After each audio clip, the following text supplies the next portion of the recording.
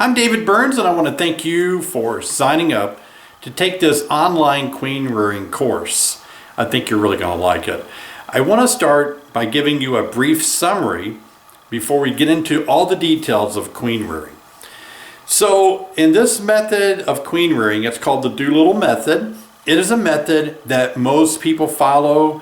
Certainly your larger beekeepers, professional queen rearers, they follow the Doolittle method. I like it because it's very simple and it's easy to control and to work. Now, let me give you a brief summary before we get into the details. I think this brief summary kind of makes it understandable, and then the details unfold it into more understandable pieces.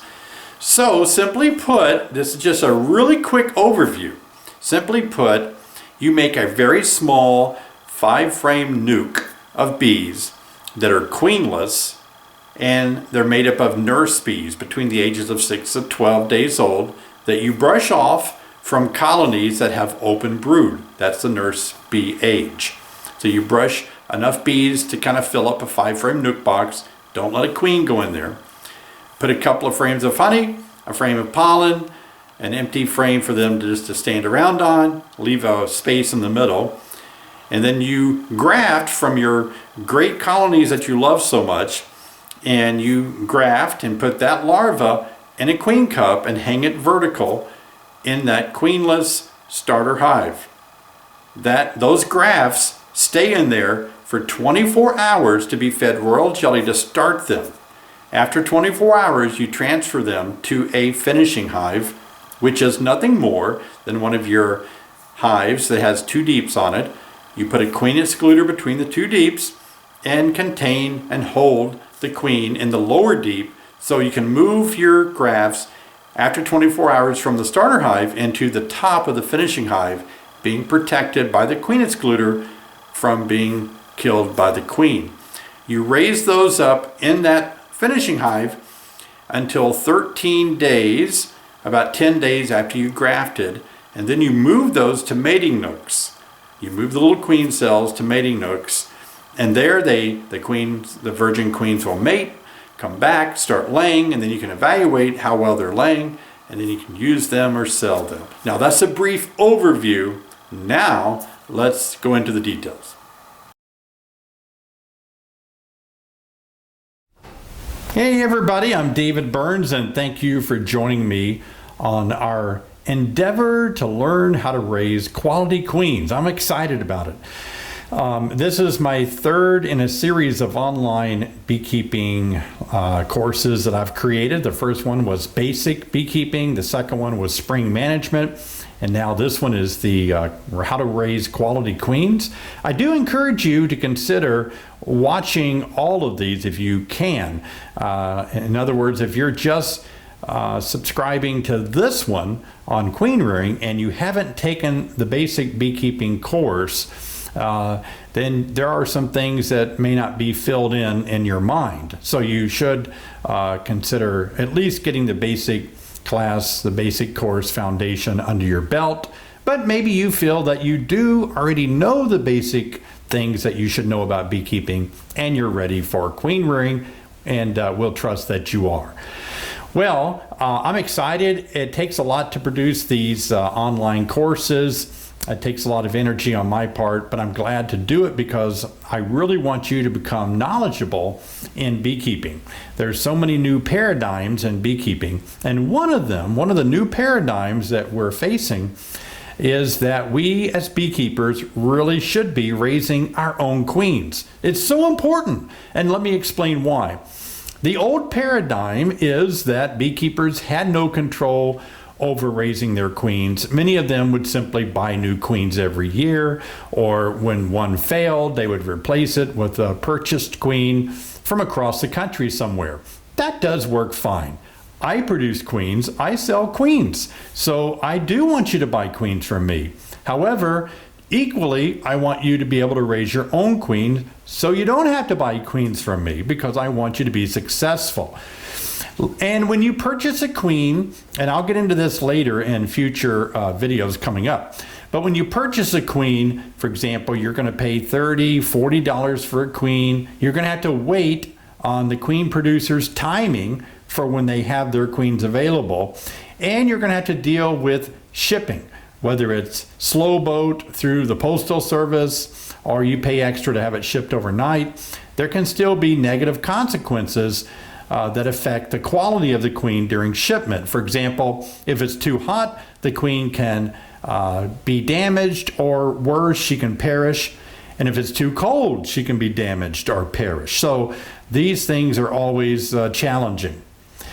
So by you being able to raise your own queens, you cut out the cost and you cut out the shipping stress on that queen. So that's why it's exciting for you to reach a new paradigm in beekeeping, and that is you can raise your own queens for yourself. Now, many people that become really good at raising their own queens eventually decide, you know what, I think I could sell some of the extra queens that I have.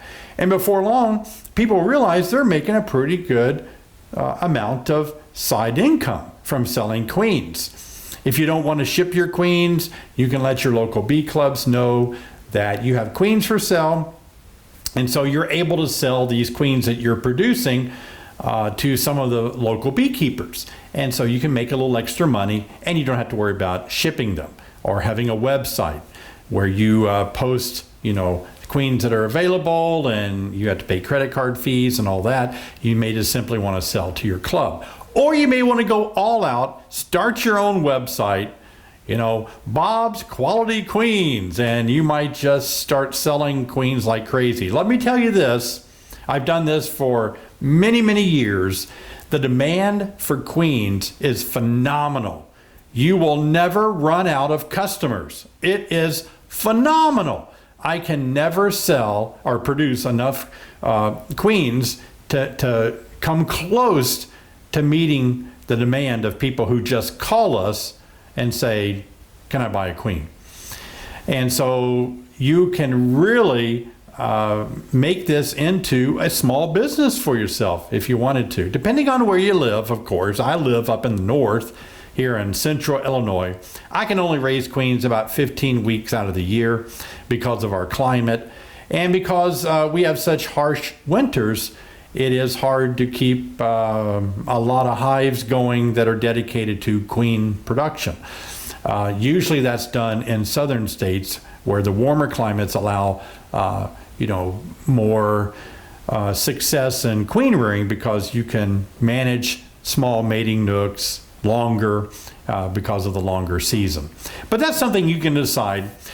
I want to tell you that there's some reasons why we really need to consider raising our own queens. You as a beekeeper, I take it that maybe you're a hobbyist and you're just wanting to raise some queens for yourself. Well, this course is for you. Maybe you are someone that wants to start your own business and raise 100 queens a week. This course is for you. The reason why we really need to consider raising our own queens is we can have more control, not total, but more control over the types of progeny, the race, I guess more of the traits is a better word, of the queens that we want. We want our colonies to behave a certain way. For example, we want them to be not very defensive. We want them to be good honey producers. We want them to have good overwintered survivability. We want them to have few to no diseases and be able to tolerate mites better. So we simply can do that to some degree, whether it's even 10% better or 50% better. We can't control it 100%, but we can have some percentage of producing quality queens based on grafting the queens out of hives that show these kind of characteristics. I learned a long time ago from some bee geneticists and some people that are raising queens. Before I got started into it, I did a lot of research, and I really found out that it's not so much producing a line, a certain name like New World Carniolans or this. I don't want to mention all these names, but in other words, if we start wanting to produce a single, line of bees that show phenomenal results with mites or phenomenal overwintering skills and all that, it's pretty iffy, because it's very hard to hold these lines tight. And what I mean by that is, if you were to purchase one, as soon as they supersede her, or next year, they replace her, or she dies and your bees have to raise another one, things are mixed up. So you really can't hold these lines very tight. Many have tried in the past. I can think of many great queen producers that have tried to produce lines that are very tight, that don't change genetically very much, and it's almost impossible. We think that it sounds like it would be easy, but remember, bees mate in the open with over 20 drones from other area hives. So the genetic pool gets mixed up pretty quickly. Well, then you might think of AI or II, artificial insemination or instrumental insemination, and you think, well, maybe we can use these techniques to hold a line very tight. Well, that's challenging too, because you're gathering sperm from drones to mate with this strict line, and can you really do that? Where are these drones coming from? Are these drones, did they drift into your hive from another hive? So that's not 100% either. Plus, instrumental or artificial insemination is tricky, and the one doing it really has to have a skill and the proper, we have a lot of mechanical engineered apparatuses to accommodate that type of insemination now, but still it is a skill that not many people hold, even though they may have the proper equipment. So all of this is challenging.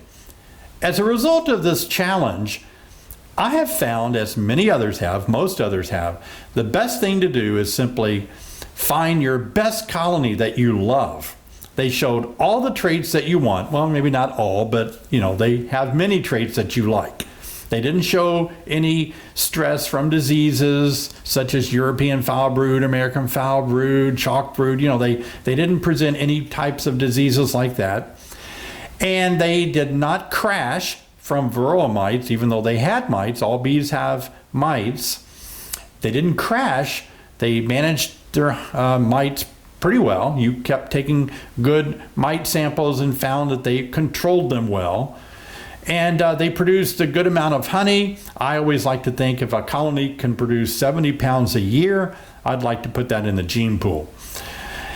They also may show some great overwintering skills. The bees are overwintering well. So, and they're mild. They're not very defensive. So if you find some colonies like this that are giving you these kind of traits that you really like, these are the colonies that you would want to choose to graft from. And that's what this course is all about. Whether you're going to graft just 1 or 2 that year to supplement bees to your splits that you're making, or whether you are getting into this in both feet and you're wanting to produce 100 queens a week to sell to people, that's what this course is designed to do. Now, let me tell you one more thing as we get started. There are a lot of methods to queen rearing. I'm telling you, I have looked at all of them. The little boxes, you can raise queens in systems where it doesn't require you to graft. We'll talk a little bit about that. From cutting eggs out of cells with little round circles on sticks to all the on-the-spot queen rearing. I know about all of those techniques. So I've evaluated them and I've used some of them, and I always come back to the method that I'm teaching you on how to do. The method that I'll be teaching you is a single method. And it's really a method that has been proven for 100, 200 years now almost. And it's really a method that is simple, it's controllable, which is what I like, and it's repeatable. You're not just guessing and hoping. It is repeatable. So I am not going to teach you any other method to raise queens except the one that I have had the most success with.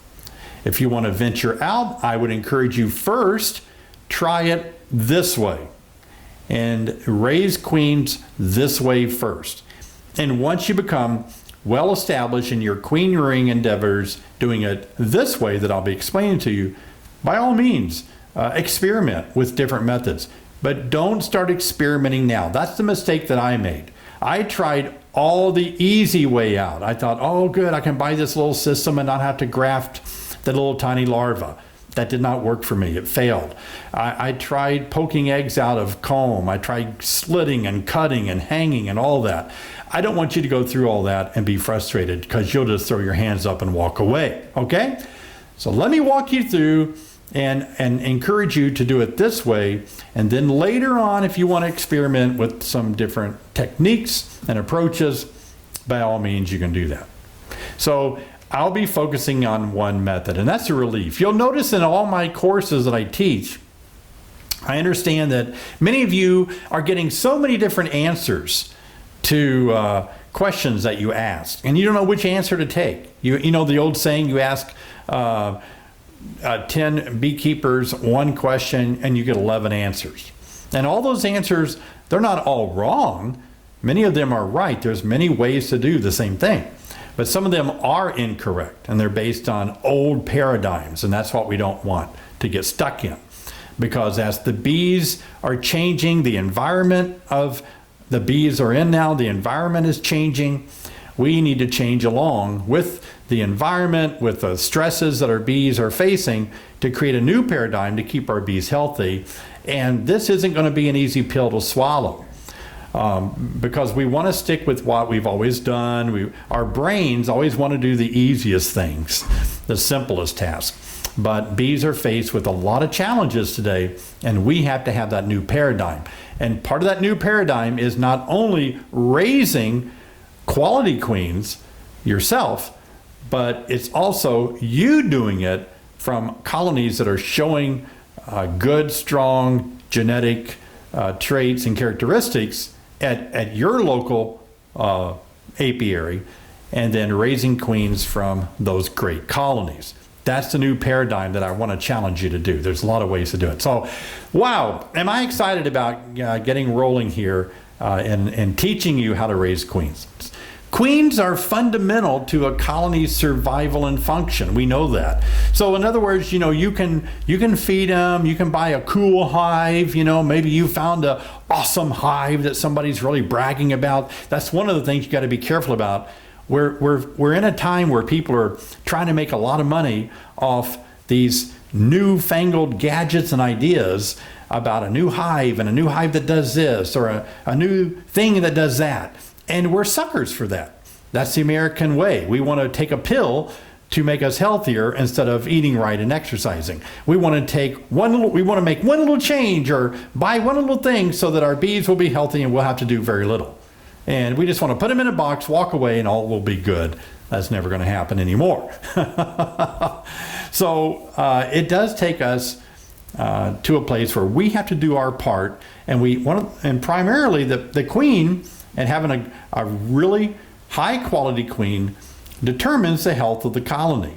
Not the entire health of the colony, but a large part of it. For example, if a queen is laying prolifically, then the colony is going to be well populated. That solves many problems right there. Queens that aren't mated well, they have spotty brood pattern, they have poor genetics, the queen is going to be very unhealthy. So let's first talk about the quality of good queens. Well, there is the subject of queen pheromone. It's called QMP, queen mandibular pheromones. And this gives identity to the entire colony. That's why bees know where their home is. They all smell the same. And so if a robber bee shows up at the wrong colony, then they're likely to be fought at the door. Unless they're bringing in some good stuff and they're lost, they might get accepted. But if they're robbers wanting to take stuff away, they don't smell right. Guard bees are going to know that because it doesn't match their queen's pheromone. And so this queen pheromone really keeps the colony very glued together. It's a cohesive and orderly group. It's a single organism, and they all work together based on this queen's pheromone smell. And so this is interesting. Also, one of the things that I want to tell you about is that the queen's pheromone actually is absorbed into all the worker bees. And the worker bees, of course, have ovaries too, but certainly not, they're not able to lay nearly close to the daily number of eggs that the queen lays. But they could. So if the queen is doing her job and spreading her pheromones, those pheromones are absorbed by the worker bees, and these worker bees then are suppressed from actually being able to lay eggs, being reproductive. And that's why you have so many, thousands of female worker bees that do not lay eggs. We know that if something happens to the queen, she accidentally dies, she's killed, and after a period of time when there's no longer any brood in the colony, because brood pheromone suppresses the laying workers from laying too. But after the brood is gone from the queen dying, then the laying workers no longer have the absorption of the queen mandibular pheromone, and they begin laying eggs. What are those eggs? They are unfertilized, so they become drones. They're drones raised in worker-sized cells, so they can be smaller drones. They can still mate somewhat with virgin queens, but they're smaller and they don't do as well as job, we don't think, in mating, but they still can mate with virgin queens, even though they're tiny little drones. So the queen mandibular pheromone has these kind of purposes. It suppresses the laying workers from laying eggs. It glues the hive together. It identifies the hive as one colony. And haven't you noticed that when you open up a hive that has a really strong queen in it, they're just well behaved. You can tell they're cohesive, they're working together. But if you open up a hive that has lost their queen, they're queenless, there seems to be a little more noise. Exactly how I teach you in class. There's a myth that says that if you open up a hive and they're noisy like that they're queenless. And so we'll inspect and see.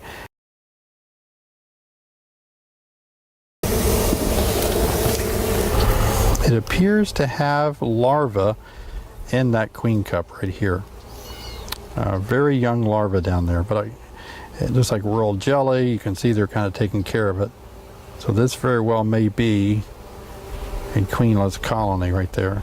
They seem to be a little more disorganized, and you can tell sometimes like, why is this colony not really performing well when I inspect them? So not all the time, but sometimes you can notice the absence of the queen and how the colony behaves, and it's because of the absence of the queen's pheromone. Only mated queens can produce female offspring.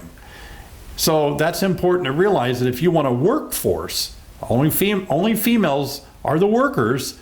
And so if you want a strong workforce, wax builders, royal jelly producers, foragers, only the females do all of the things necessary to really keep the colony strong, such as foraging and bringing things in. And in order to get those female workers, you need a prolific laying queen. So many traits and behaviors that we want in our bees are actually genetic. Not all of them, but many are. For example, defensiveness or mildness, that can be a heritable trait. Parasitic tolerance, we've noticed that we can continue to raise queens from colonies that do show better resistance toward mites, and that helps to a degree. Disease resistance, Brother Adam, if you ever follow his work, he's deceased now, but he was one of the pioneer people to work with the buckfast queen. And he believed that he could get his bees to overcome trachea mites, and he showed that he could do that because it showed a defensiveness trait toward that problem. Overwintered success, that can be a heritable trait, as well as brood production and honey production as well. The question is, why would I want to raise my own queens? Well, I mentioned some of the reasons, and the main reason I think that I'm really excited about raising my queens for myself is that I can control the stock. I can really produce queens that I like, and I can reproduce that over and over again to some degree, 50% usually or more. Sometimes you may also want to replace your queens at certain times of the year. For example, since I'm a queen producer and I've raised queens, then I'm able to go out there in late summer or sometimes even early fall and replace a queen. Now, replacing a queen once a year has a lot of benefits. And some of you are brand new beekeepers and you may think that's too labor intense, and I totally understand. However, I have found by replacing my queens often, my hives have a much more successful overwintering and as well as spring management, because that new queen is able to lay better and have stronger pheromones in the spring, and that can help control swarming. So also, if you are wondering why you would want to raise your own queens, I believe another reason is because you want to replace dying queens or poor quality queens. Queens die, let's face it. They become unhealthy, they may have birth defects, they may have reasons why they just can't lay well, maybe they weren't mated well, and they become poor. But the bees may not replace her because she's producing pheromones, but she can't perform laying eggs well. Queens lay about 1,000 up to 3,000 eggs a day, and sometimes they can't stay up to par. Populations become low. Now the bees have less foragers, bringing in less resources. They have less abilities to feed the larva that the queen has laid, so there's less brood in the future, and the hive just... And you wonder, you've seen that before in your colonies where they started out pretty strong and all at once they just get weaker and weaker and they're not building up like they're supposed to. What's going on? It could be that your queen is barely maintaining, but you don't know what it looks like when a queen lays prolifically. And so you're missing out on understanding you need to have a really strong queen. You may have a poor queen that needs to replace. Well, if you're able to raise your own queens, you can be right on that and replace her at the first sign of low or limited brood production. Now, another reason to raise your own queens, and many of you are faced with this, depending on when you're watching this, you may be faced with this, and that is making splits. You can make splits and let them raise their own queen, but it takes about 20 to 30 days once you make a split in order for that queen to actually emerge, get mated, and start laying. And we'll talk about that, how that process works later. But so if you want to wait 30 days for eggs, to come about in your split, your split is 30 days behind. So if you can put a queen or a queen cell right into that split, then that hive has an advantage because eggs are being laid for their future workforce. So making splits and not waiting on them to raise their own queen is another great reason for you to be able to make your own queens. And like I mentioned before, it can merely be just extra income that you're looking to make a few bucks by selling queens. And we need more queens, so this would be a great enterprise for you to get into. Yeah, here's one here. One there, and these might give you the appearance that they're swarm cells,